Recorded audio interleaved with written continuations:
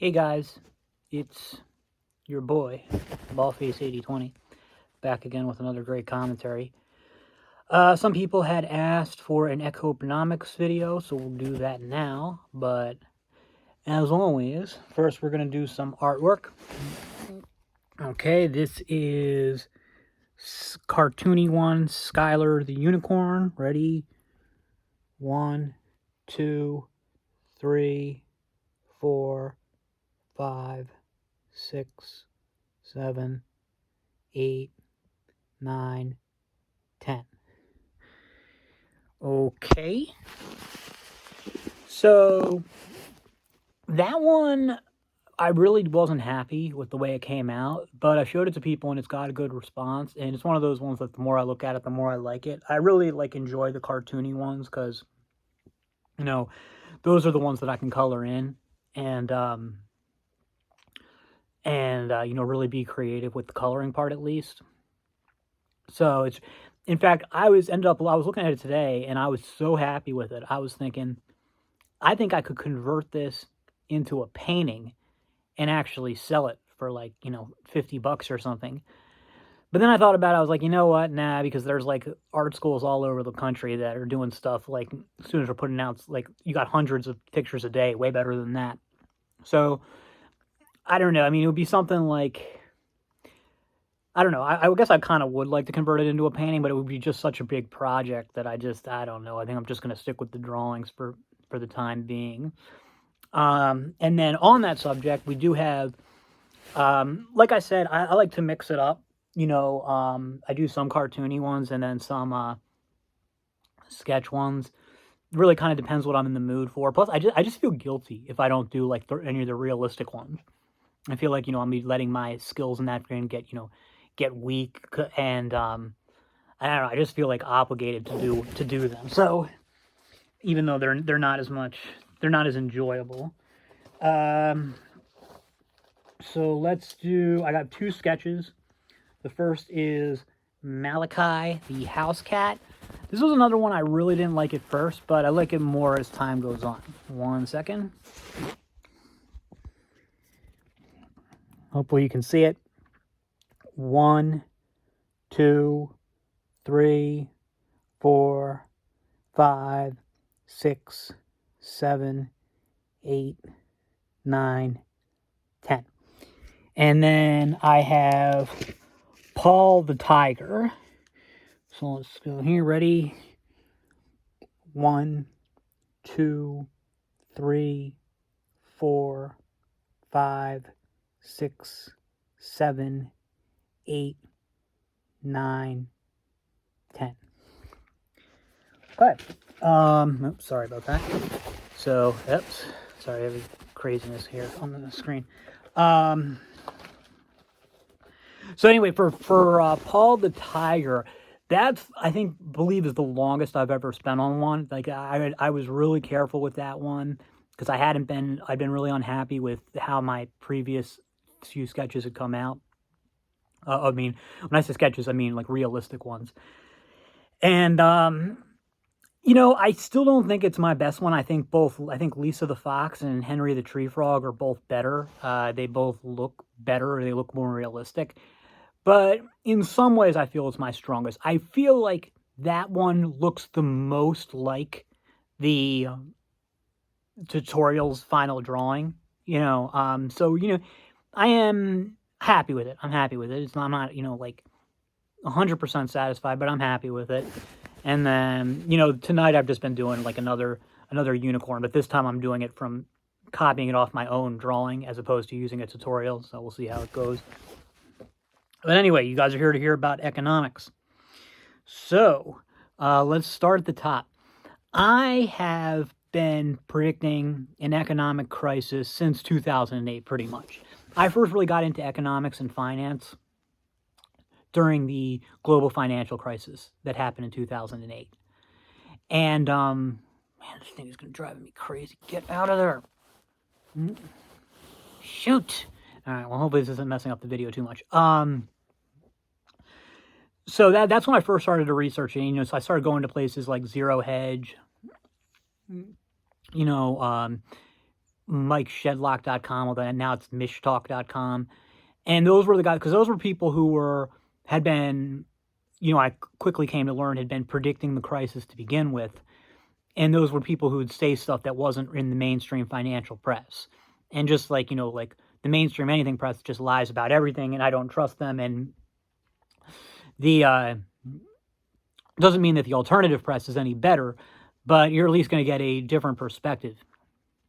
And so the people who I was reading were mostly people who were like, another guy who I read was Australian economist Steve Keen, although he's not a professionally trained economist, but he did predict the 2008 crisis. And so, reading them and, so then, I saw other alternative guys in the space, like, who's that? Peter Schiff, you know him if you followed finance and stuff. So there's some stuff they really disagree on. There's some stuff they really do agree on. The one thing that they seem to always, though, think that a collapse or crisis is coming. And they've been saying that in so many words, since the last crisis. Since the 2008 crisis, they keep calling for this crisis and it never happens. And I've been buying into it this whole time. And but like every single time we see some like hiccup or trip or it looks like there's going to be a problem, we always see them going like, and another guy who I really like, Rafi Farber, I used to watch his videos weekly, twice weekly sometimes. So him, Rafi Farber, Arcadia Economics. And I still feel like I've learned a lot from him and from these other guys. But every single time you got some problem or stress on the economy or international financial system, they're all out screaming, "This is it. This is what we've been talking about. This is it. This is the final crisis, the end game. Everything's about to collapse." And even after, 17 years now of being wrong, I still say with full faith that one of these days they're going to be right. One of these days, everything is gonna fall apart, because, like I said in a previous video, the math hasn't changed. The same math that showed things couldn't continue in 2008, it's still there. It's actually gotten worse, and so like the only way that I can think of that there wouldn't eventually be a major crisis and then some type of financial collapse followed, by a reset. The only way that could be avoided, that I could see, would be if there was some type of technological breakthrough that massively increased the amount of wealth in the system. Like, so if you figure, like, let's just say that if you divide all the wealth in the Western economies, or even just the world, let's say you divide all the wealth in the world, it's worth $1,000 per person. Well, then somebody comes along and invents like one of those Star Trek replicator things. So all of a sudden, like, the price of like a chicken sandwich isn't $5, it's 1 cent. So that means everybody's wealth has just increased exponentially. So do you see what I'm saying? If like there's some type of technological breakthrough or massive resource discoveries, like it just turns out that every country in the world is sitting on 1,000 years worth of oil reserves, something like that. Or crop yields just suddenly, go up by tenfold, all those types of things. So that there's some technological breakthrough or discovery that dramatically increases the amount of total wealth in the system, then yes, there wouldn't be a financial crisis, because the level of debt to wealth would be at a manageable level again. When I say debt, I don't just mean government debt or even mainly government debt. I mean public-private together. And we'll talk about that later as the video goes on. Eventually, this shit falls apart. It can't, mathematically, it can't last. I just don't know if this is going to be it. This current stress we're going through is going to be it. And I'm inclined to believe that it won't. I mean, of course, first time since 2008 that I'm saying it won't, watch it happen. But that's where I am. But the thing that I really want to stress is that one thing that I have changed my mind about over these years and that all these years of failed predictions has really caused me to, I don't know, caused me to think about now, is that I now think that a major financial crisis is no longer possible in the United States. Would I like a crisis like it happened in 2008? Um, I don't think that could happen again. I mean, and if it could, that would be the absolute worst case scenario. It would be like 2008. Or but I don't think that it would be possible to have like a Great Depression type thing, like a Great Depression type financial collapse. Um, because of I don't think it's possible because the the United States can just print its own reserve currency, and the other countries, and I mean, I get the other developed countries are kind of in the same boat, where I mean they can't. I mean, they can print their own currency, which helps a lot, and they should be able to get dollars if needed. So I'm not going to say they maybe aren't as siloed off. Maybe they're maybe a little bit more vulnerable, but I don't predict a financial crisis in their countries either. But as long as the United States can just print its own currency, whatever, that means whatever stress there is in a financial system that's like, oh, it's going to knock down this bank, which is going to take all the other banks down, and we're going to have a 2008. Well, there's no reason to happen because the government can literally bail these institutions out up to infinity by just printing money. And then on top of that, even if they couldn't, it wouldn't really matter because whatever, like if you did have a crisis, like let's say like 2008, even bigger than 2008, well, the government can just use deficit spending, can just, do massive deficit spending. And the economy would still be fine. It might be a rough patch, but it would still ultimately be fine. So you might think, well, like if, why can't other countries just do that then when their economies go to shit? It's like, because they can't just print that money. They're like, their currencies aren't trusted, and they wouldn't be able to sell bonds. And then you'd end up, and if they try to do that, you end up in a situation like Argentina was in recently, or Venezuela's still in, or Zimbabwe was in. They can't get away with that shit. The United States can. And really, I think to a lesser extent, all the Western and developed economies can. So that means that the only way to take down this current, fake economy, it's not going anywhere. Okay? No matter how imbalanced it is, no matter how much, contradictions or debt-based it is, it's not going anywhere until the dollar itself goes. As long as the dollar holds up, the U.S. economy is going to be fine. So we're going to dial it back a bit and just talk about like a little bit of the history of the dollar, what things used to be like. There's a really shitty movie I'm sure some of you guys have seen, probably all of you have heard of, called The Deer Hunter. Man, does that movie suck. It sucks. What a bunch of pretentious fucking garbage. And one thing I try to be conscious of now is like, just because I think something is garbage, if there's other people who enjoy it, they enjoy it. So like, who am I to say that they're wrong? I really think they're wrong. I think the movie sucks. I think it's a really terrible film. I think it's just awful. And it's got like this wedding scene in it. And I think it's the worst thing ever made.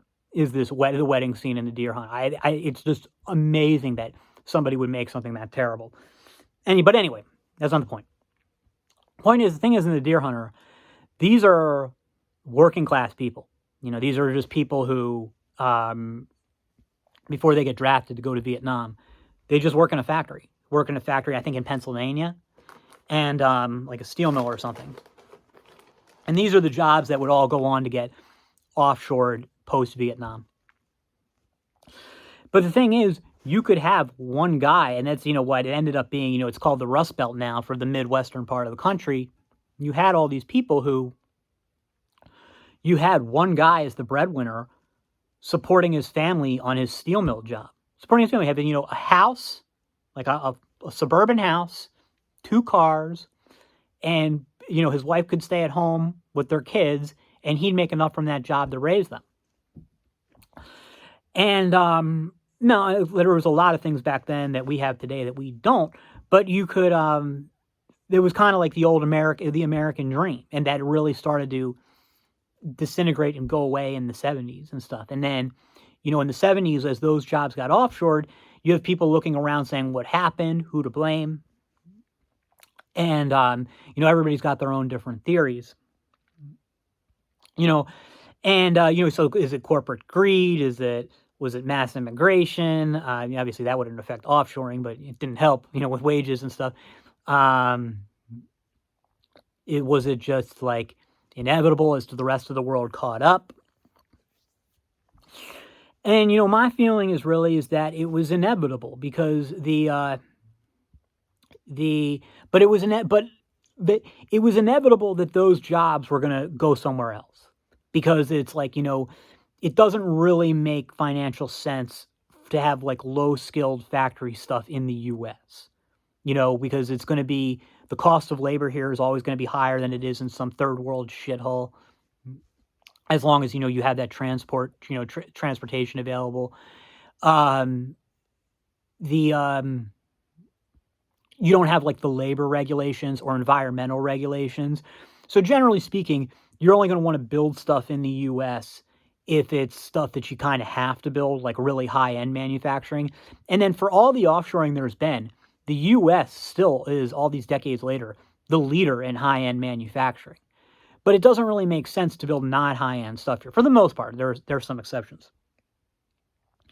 So, but the issue isn't that we lost those steel mill jobs. Like, they were going to go away anyway. And then even if it was still in the U.S., it's just not as labor intensive as it used to be, because there's more, you know, more stuff has been mechanized, and there aren't going to be as many jobs to provide everybody with that same lifestyle from those jobs. However, I really don't think it's about that. You know, those types of jobs that are available come and go. You know, I mean, there used to be people who like made wheels for stagecoaches, and those people all lost their jobs when cars got big. And it's okay, you know, things move around and stuff. The problem is that those guys who lost their steel mill jobs or lost their coal mining jobs or whatever, there were no other jobs they could get with their similar level of education or training. And for a lot of these guys, most of these guys, it's not realistic for them to get more education and training, where they could make the same wages to support the same lifestyle they had. That's the problem. The problem isn't that the steel mill jobs went away. The problem is that the jobs that replaced them, and there were jobs that replaced them, paid lower wages in real terms, at least. You know, and that's a result of monetary policy, of, you know, of a currency, the United States dollar, which, you know, is overvalued towards other currencies. So you can't really build anything here because our currency is like worth more than it should be. And it's also really overvalued towards gold, which is ultimately what all money is based on. And it was Rafi Farber's the guy who really convinced me of this. And I don't want to talk about that in this video, but, and I think that's the source of the problem. So what you've seen is a real, within the United States at least, and within all the Western economies, all the industrialized economies, is an increasing transfer of wealth, or the percentage of wealth held, you know, by the middle and working class. Its percentage has been reduced, you know, from the 1950s on. The 1950s was probably the peak of the workers' share of the Western economies. And it's gone increasingly to the top, but also sort of the middle top, you know, the Karl Marx's petty bourgeoisie. We know them today as shitty white liberals. This isn't anything nefarious. They're not, you know, deliberately trying to rig the system in their favor or for shitty white liberals. It just kind of works out that way. Because in a lot of ways, everybody's got a vested interest in keeping it going, even the people who are getting squeezed. But that's how it is. It's one of those there's no free lunch things. Like it seems good, and or in a lot of ways, and it's certainly the path of least resistance, and it creates more and more problems. And eventually, and I don't think it's now, but eventually it gets to a problem where it just collapses on itself, and your currency is exposed for the worthless piece of paper that it is. And so with this, we're currently right now, what we really have is, and you could even say this is the source of all of our problems, that Donald Trump would never have been necessary if it weren't for this, is we essentially have a fake economy where, yes, here in the United States, in Europe as well, we still do produce a lot of real stuff. There are a lot of real goods and services, a lot of stuff you really need. Absolutely. We absolutely, I'm not saying that we don't. But there's a lot of just, crap, like, just like bureaucracy crap. And, they call it the fire economy. Finance, insurance, and real estate. So, that section of the economy, which should be altogether, should maybe be like 15% of the economy, is in our current economy, it's something like 40%. It's imbalanced.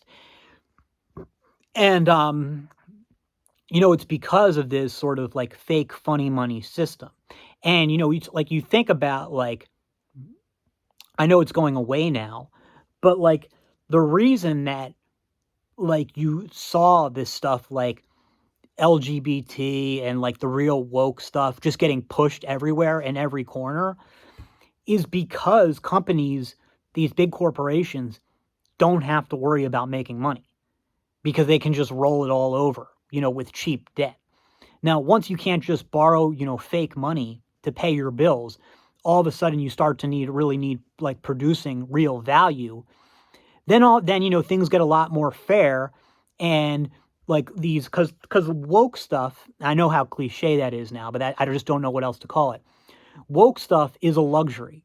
There's no woke in any struggling economy because it can't be afforded.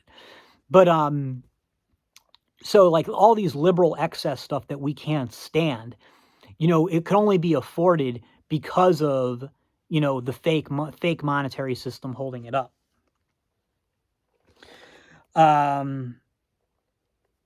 So yeah, that's where I feel about that. However, I think what people most want to talk about is the tariffs right now and what that means. So the tariffs, I agree, are destabilizing. I agree with the tariffs against China. One is because I don't like China and I never have. I've always disliked them a lot, and I still do. Because I want to say, right, is, look, I have no problem with China or the Chinese people. They can go do their own thing, and I'm all for them. But, if I'm being intellectually honest, you kind of can't really say that, right? Because the overwhelming majority of the Chinese people support their piece of shit government and support its aggressive foreign policy. And they think, oh, we're not being aggressive. When we do Taiwan, that's just our national rights. Okay, whatever. Yeah, I don't like China. I think they're a very nefarious actor. I'm not interested in picking a fight with China, but when they invade Taiwan, I do think the United States should support Taiwan.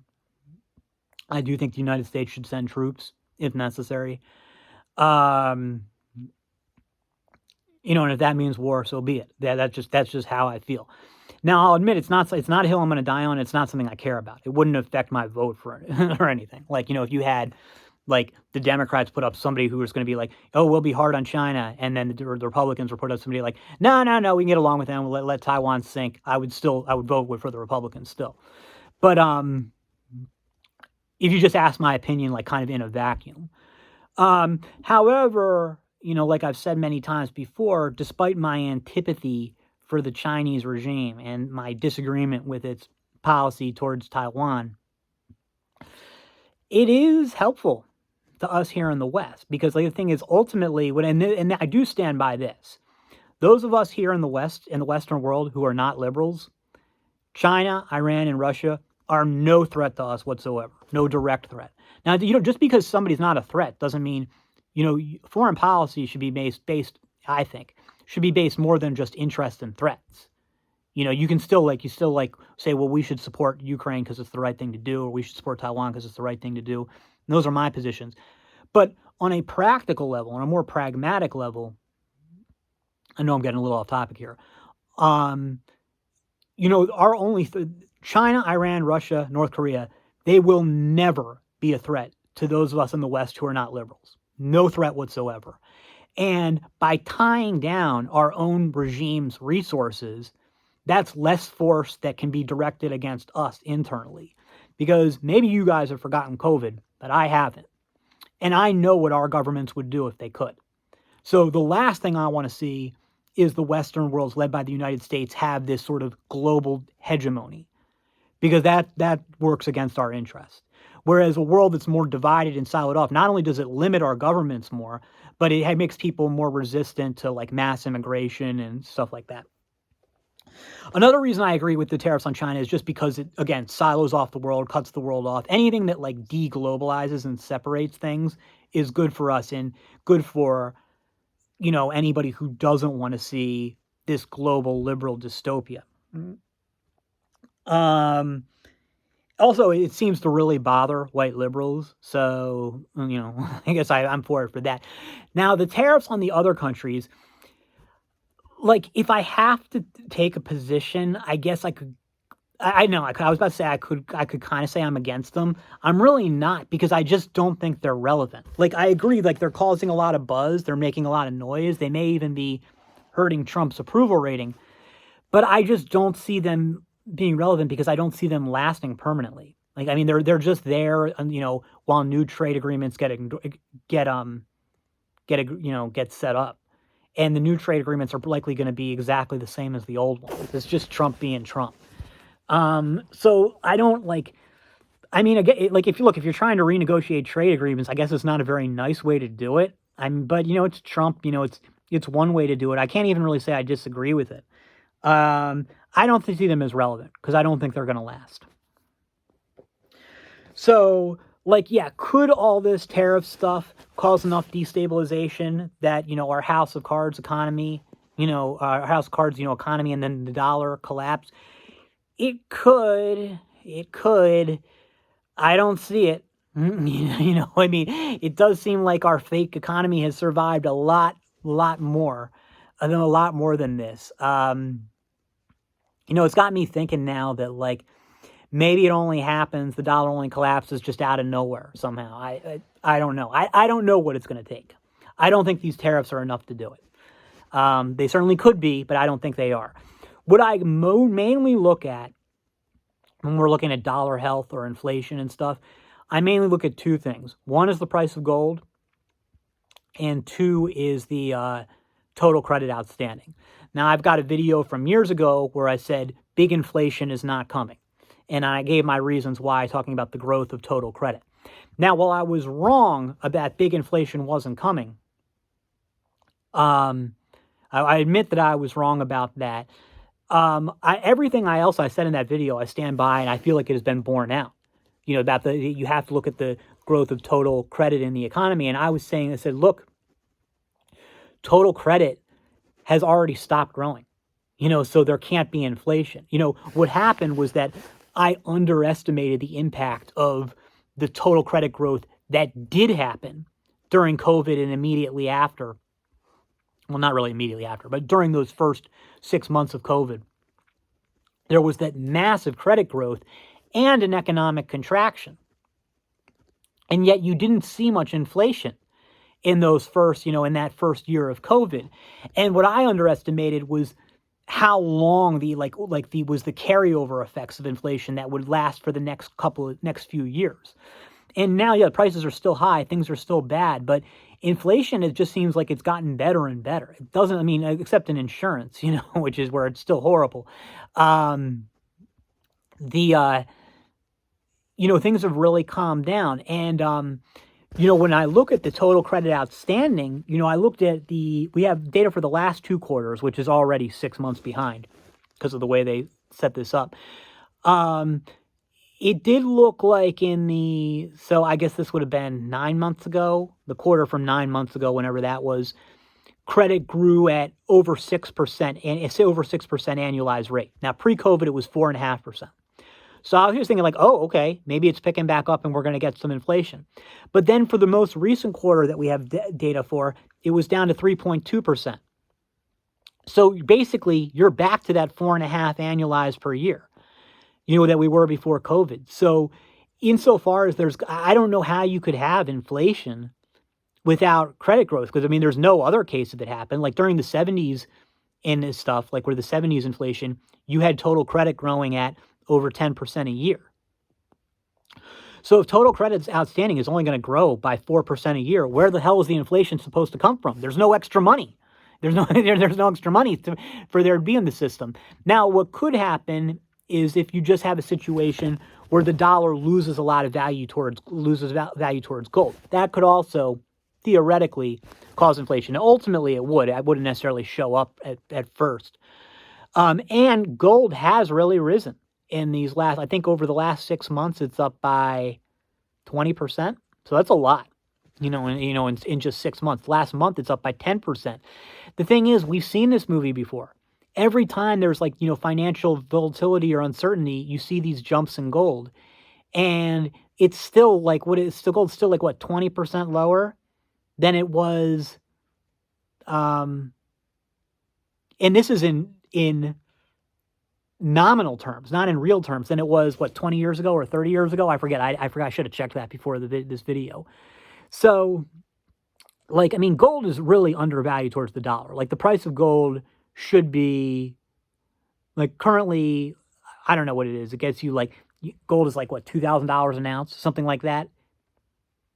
It should be something like 200,000, maybe not that much, but it should be I would say 50,000 an ounce, something like that. Mm-hmm. And ultimately, when the financial system, does implode, that's what I would expect to happen. I would say that the U.S. government to take all its gold and just say, oh, okay, all this gold we have, it's now worth, instead of being, because it's worth $35 an ounce. They're saying, well, actually, instead of being worth $35 an ounce, it's actually worth, $70,000 an ounce, something like that. All of a sudden, the national deficit is 1% of GDP, or the deficit would still be bad, but the total debt would essentially be wiped out, and nobody would have to be worried about a run on the banks or not getting their money. It's just that your money wouldn't be worth very much. That's generally what happens with hyperinflation. The currency gets reevaluated, look in other countries, they reevaluate their currency against the dollar. Well, the dollar can't be reevaluated against itself, so it will be reevaluated against gold. So, anyway, that's how it'll eventually end. I just don't think it's going to be now. So yes, if gold goes up to 70,000, that's it. It's over. The U.S. economy, the fake U.S. economy is done. If that happens, the government would have no choice but to balance the budget, and things would be a lot more. There would be an adjustment period, but things would be a lot more equitable.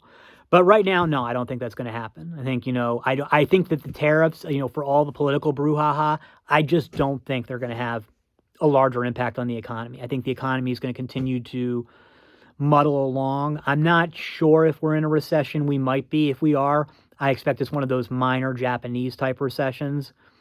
So something will change eventually, but I don't see any reason to believe it's happening now or anytime soon. When it does happen, I expect it to be a surprise that comes out of nowhere. That's all for now. See you in the next.